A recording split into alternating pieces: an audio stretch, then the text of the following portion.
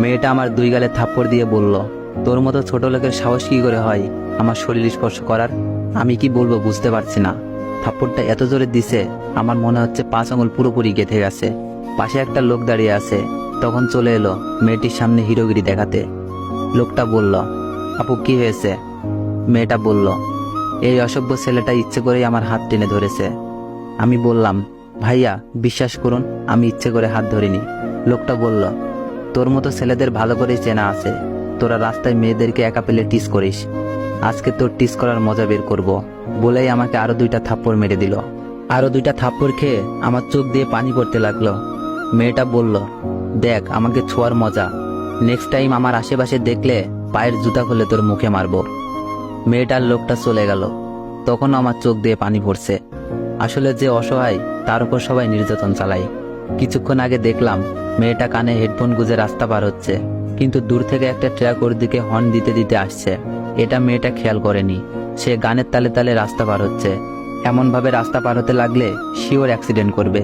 এজন্য আমি দৌড়ে গিয়ে মেয়েটার হাত ধরে টান দিই, আর তখনই সাই করে একটা ট্রাক মেয়েটার পাশ দিয়ে চলে যায়।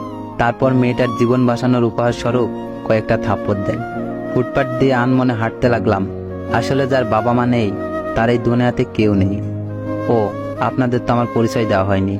আমি অনিক হাসান, পড়াশোনা অনার্স সেকেন্ড ইয়ারে। আমার বয়স যখন 7 বছর, আমার বাবা মা দুজনেই রোড অ্যাক্সিডেন্টে মারা যায়, কিন্তু সেদিন আমি বেঁচে যাই। এরপর নানু আমাকে ওনার বাসায় নিয়ে যায়। কয়েক বছর পর নানুও মারা যায়। এরপর থেকে মামার বাসায় থাকি। মামার বাসায় যে শান্তিতে থাকি তা কিন্তু না। উঠতে বসতে মামি খুঁটা দিবে, রান্নাবাদে প্রায় সব কাজই আমাকে করতে হয়। তারপরও কেন জানি আমাকে দেখতে পারে না। মনে হয় আমি ওনার 2 চোখের বিষ। একটু পর বাসায় আসি। আমাকে দেখে মামি বলল, নবাবজাদার এতক্ষণ বাসায় আসার সময় হলো? তোরে না বলছি পাশের দোকান থেকে 1 বস্তা চাউল আনতে? চাউল না নিয়ে এসে খালি হাতে আসলি কেন? এ বাসা কি তোর বাপের নাকি যে যখন যা ইচ্ছা হবে তখন তাই করবি? তোরে বসিয়ে বসিয়ে ভাত দিতে পারবো না, মনে রাখিস কথাটা। এমন কথা প্রতিদিনই শুনতে হয়। এসবে অভ্যাস হয়ে গেছে। তাই কোনো কথা না বলেই পাশের দোকান থেকে 1 বস্তা চাউল নিয়ে আসলাম।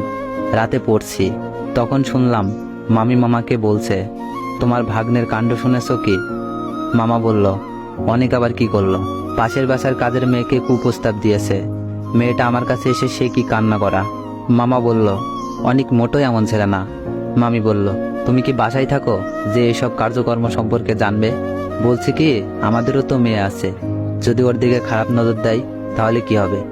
মামা বলল, ধুর, অনেক তো আমাদের রিয়াকে নিজের বোনের মতোই ভালোবাসে। মামি বলল, দেখো তোমার আবেগ নিয়ে কথা বলবে না, এখন একটু ভাবো। মেয়েটা তো বড় হয়েছে, কিছু হয়ে গেলে মুখ দেখাতে পারবো না।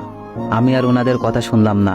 ভাবতেই খারাপ লাগছে, যাকে নিজের বোনের চোখে দেখি তাকে নিয়ে মামি কি সব ভাবছে, আর আমাকে কি সব উল্টাপাল্টা মিথ্যা বলে আমার সম্পর্কে নিরূপ ধারণা তৈরি করছে। যাক, এটা নতুন কিছু না, এসব নিয়ে আমাকে না ভাবলেও চলবে। এখন অনেক পড়া বাকি আছে, বই নিয়ে পড়তে বসলাম। পরের দিন মামি বলল, ওনার বোনের মেয়ে আসবে, মেয়েটাকে স্টেশন থেকে নিয়ে আসতে বলল। এই মেয়েটাকে আমার একটুও সহ্য হয় না। সব সময় অহংকার নিয়ে কথা বলে, আর কথায় কথায় আমাকে অপমান করে। আজকে বাবা মা বেঁচে নেই বলে এসব সহ্য করতে হয়। স্টেশনে গিয়ে দেখি অহংকারী মেয়েটা বসে আছে। ওর নাম সীমা। আমাকে দেখেই বলল, ওই চাকরের বাচ্চা চাকর, এতক্ষণ পরে আসলি কেন? আমি বললাম, দেখুন আমাকে যা ইচ্ছা বলেন, কিন্তু আমার বাবা মাকে নিয়ে একটাও বাজে কথা বলবেন না। সীমা আমার গালে একটা থাপ্পড় বসিয়ে বলল, তোর এত বড় সাহস, চাকর হয়ে মুখে মুখে তর্ক করিস? দেখ আজকে বাসায় গিয়ে তোর কি হাল করি। আমার চোখ দিয়ে পানি পড়ছে। আজকে এতিম বলে সবাই আমাকে মারে, বকা দেয়। নিজের বাবা মা থাকলে হয়তো এই দিন দেখতে হতো না।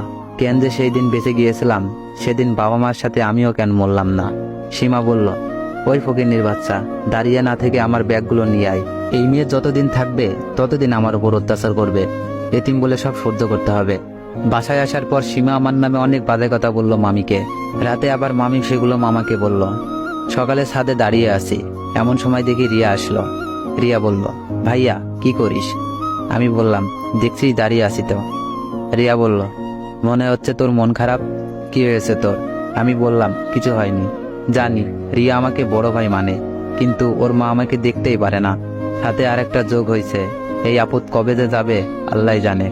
ভার্সিটি যাওয়ার জন্য রেডি হয়ে রুমের বাইরে বের হতে লাগছি, অমন সময় সীমার সাথে ধাক্কা লেগে গেল। অমনি সীমা ঠাস করে থাপ্পড় মেরে দিল। সীমা বলল, শয়তান লুচ্চা কোথাকার, মেয়ে দেখলে জড়িয়ে ধরতে ইচ্ছা করে তাই না? আজকে খালু আসো, তারপর তো লুচ্চামি বের করব। মামি সীমার কথা শুনে এসে সীমাকে বলল, কি হয়েছে? সীমা নেকা কান্না করে বলল, দেখো খালামণি, এই লুচ্চা অনেক আমার হাত ধরে ওর রুমে টান দিছিল। আমি থাপ্পড় মারছি দেখে ছেড়ে দিছে। মামি এসে ঠাস ঠাস করে আরো কয়েকটা থাপ্পড় মেরে দিল। আমি গাল ধরে বসে পড়লাম। মামি বলল, এতদিন দুধ খাইয়ে কালসাপ পুষেছি, আজকে তোর মামা আসলে তারপর তোর বিচার হবে, ততক্ষণ তোর রুমে বাইরে যাওয়া বন্ধ, বলে মামি দরজা বাইরে থেকে আটকে দিল। আমি ফ্লোরে বসে কান্না করতে লাগলাম। আমার সাথে কেন এমন হয়? দুনিয়াটা বড়ই নিষ্ঠুর, যার আছে সবকিছু আছে আর যার নেই তার কিছুই নেই। কান্না করতে করতে ফ্লোরে ঘুমিয়ে পড়ি। দুপুরের দিকে ঘুম ভেঙে যায়।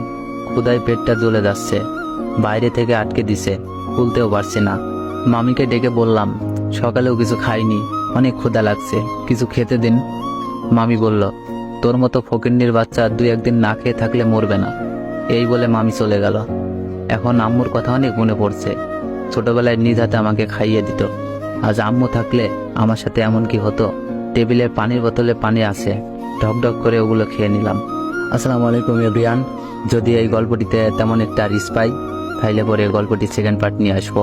আর যারা যারা সেকেন্ড পার্ট চান, একটু বেশি বেশি কমেন্ট করুন আর ভিডিওতে একটু বেশি বেশি কপি লিঙ্ক করে দেন। ধন্যবাদ।